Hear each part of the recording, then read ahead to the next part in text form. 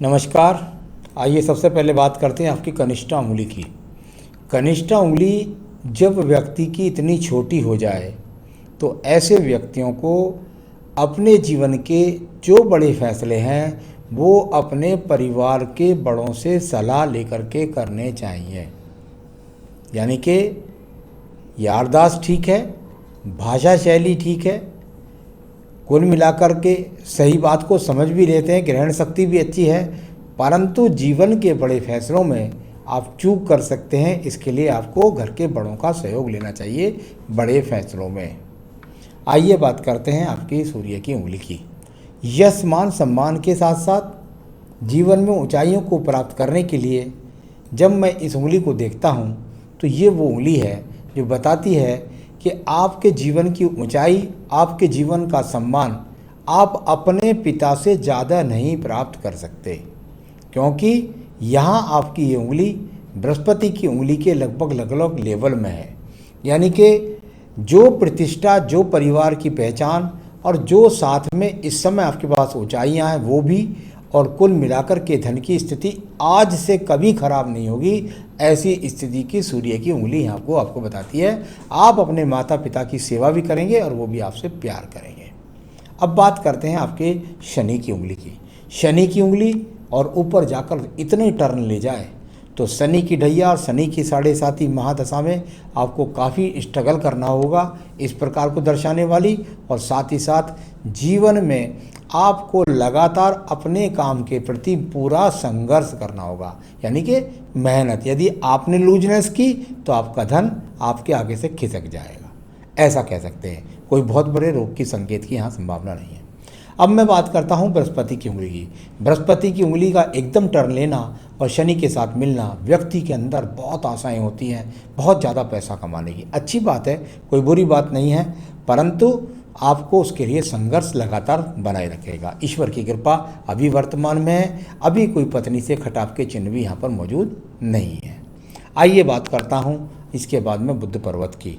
बुध पर्वत, और यहाँ पर आपका पर्वत देखता हूँ तो अभी यहाँ बहुत हल्की हल्की सी रेखाएं हैं, यानी कह सकते हैं कि अभी तो आपके हिसाब से, आपकी मेहनत के हिसाब से धन का आगमन जो है वो नाम मात्र का ही है।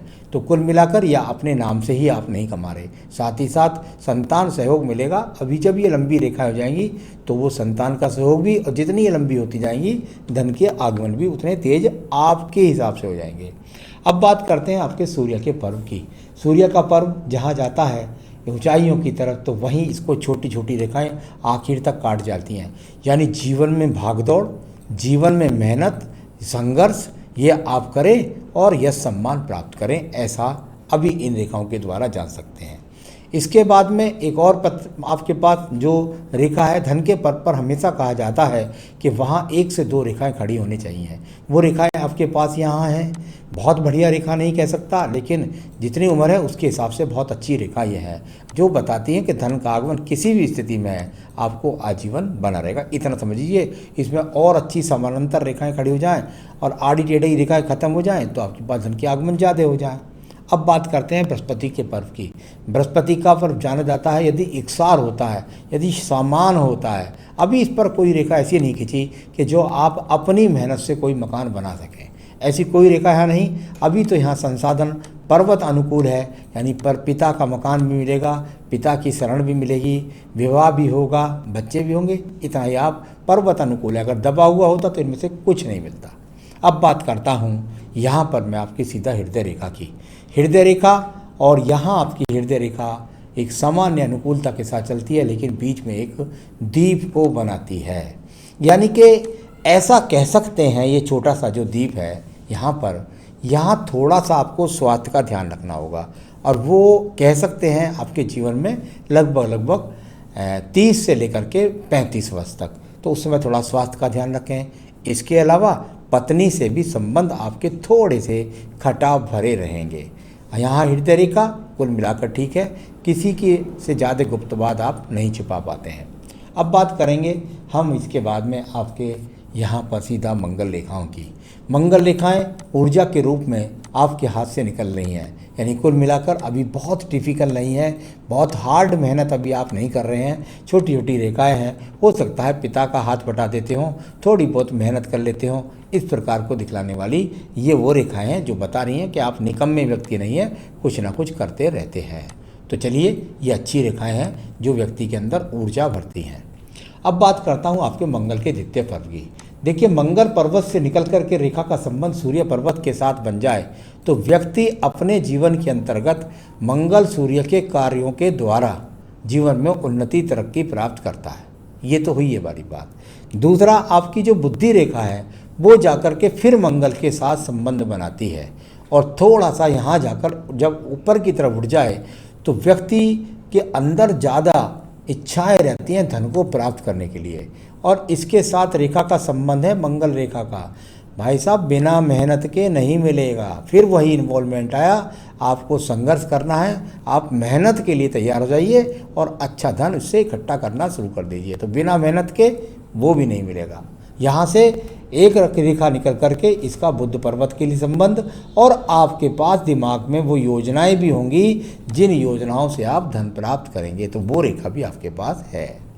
तो चलिए, ये सब मैंने बताया। अब बात करता हूँ इसके बाद में मैं सीधा आपके चंद्र पर्वत के बारे में। चंद्र पर्वत और यहाँ से ये छोटी छोटी रेखाएं, आप तैयार हो जाइए। आपके जीवन में अब आपको रोज़ाना काफ़ी भाग दौड़ करनी है। इस प्रकार की रेखाएं आपको चंद्र पर्वत पर तैयार हैं। तो ये यहाँ पर भाग दौड़ करने वाली रेखाएं। अब बात करते हैं इसके बाद में व्यापारिक रेखा के लिए। देखिए, व्यापारिक रेखा यहाँ पिता के पक्ष से मजबूत मिली है। आपके हिसाब से अभी यहाँ पर रेखाएं मेरे हिसाब से तो बनी भी नहीं है। हाँ, भाग्य रेखा जरूर आपके हाथ के अंदर ये बनी है जो अच्छी अनुकूलता से चल रही है, और एक ही प्रारूप में एक ही काम में आप जीवन पूरा निकाल देंगे, इसमें भी कोई शक नहीं है। तो ये अच्छी रेखा का संकेत यहाँ पर है। तो लेकिन अभी आपकी व्यापारिक रेखा यहाँ मजबूती के साथ में बनी रही हैं, हल्की हल्की सी रेखा व्यापारिक रूप से मौजूद हैं। तो ये अभी पैतृक पक्ष से हैं, यानी कि पैतृक पक्ष का संपत्ति भी मिलेगी आपको, और पैतृक काम करें तो उससे ज़्यादा लाभ मिल सकता है। तो चलिए, ये आपके यहाँ हुआ। अब बात करता हूँ मैं शुक्र पर्व की। शुक्र पर्व अभी यहाँ बिल्कुल एकदम सुखड़ा हुआ शुक्र पर्व, यानी संसाधन जैसा आप चाहते हैं वैसे के कहीं भी आप आसपास में नहीं हैं, और कुल मिलाकर सामान्य संसाधन आपके पास में बने हुए हैं। जहाँ तक संतान रेखा की बात है तो वो हाथ के अंदर संतान रेखाएं अभी दिखलाई नहीं पड़ रही हैं, इसलिए उनके बारे में भी कुछ बोला नहीं जा सकता। वो पत्नी के हाथ से पता लगेगी। तो पूरा हाथ की रेखाओं को, पर्वतों को, सब चीज़ को मैंने पढ़ा। आइए मैं आपका सवाल लेता हूँ। आयु रेखा बताते हैं। उससे पहले यहाँ ये आयु रेखा और 77-78 वर्ष की आयु रेखा अभी है, ये आगे भी बढ़ती रहती है। ये आयु ये निकल के आ रही थी एक आपके पास व्यापारिक रेखा, ये और लंबी होती जाएगी तो और मजबूती देगी आपको व्यापारिक रूप से। तो चलिए, ये सब मैंने बताया। अब बताते हैं, आपने कहा जीवन वैभवशाली रहेगा या सामान्य है। इसके लिए कुछ भी भ्रमित होने की कोई ज़रूरत नहीं है। इसका कारण है, यदि आपको बहुत आगे तक का कुछ पूछना है तो जेके जन्मपत्री से पता लगता है।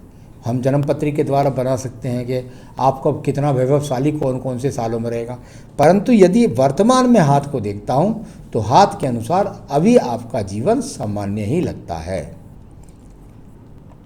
बिजनेस कौन सा करना है, हाँ ये आपने मुझसे पूछा, बता देता हूँ। सबसे पहले पैतृक अगर कोई व्यापार है तो वो करें तो अच्छा है। दूसरा, अगर आपको नौकरी भी किसी क्षेत्र में करनी है तो सरकारी नौकरी का योग तो कहीं नहीं है, परंतु अगर व्यापार करना चाहते हैं तो सबसे पहले पैतृक परिवार का जो घर का व्यापार है उसे करें।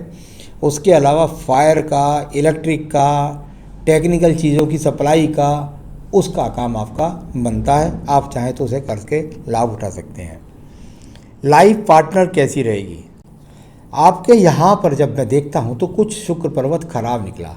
जब शुक्र पर्वत थोड़ा सा खराब होता है तो ये शुक्र की प्रॉब्लम देता है, यानी कि पत्नी के साथ संबंधों में कमी।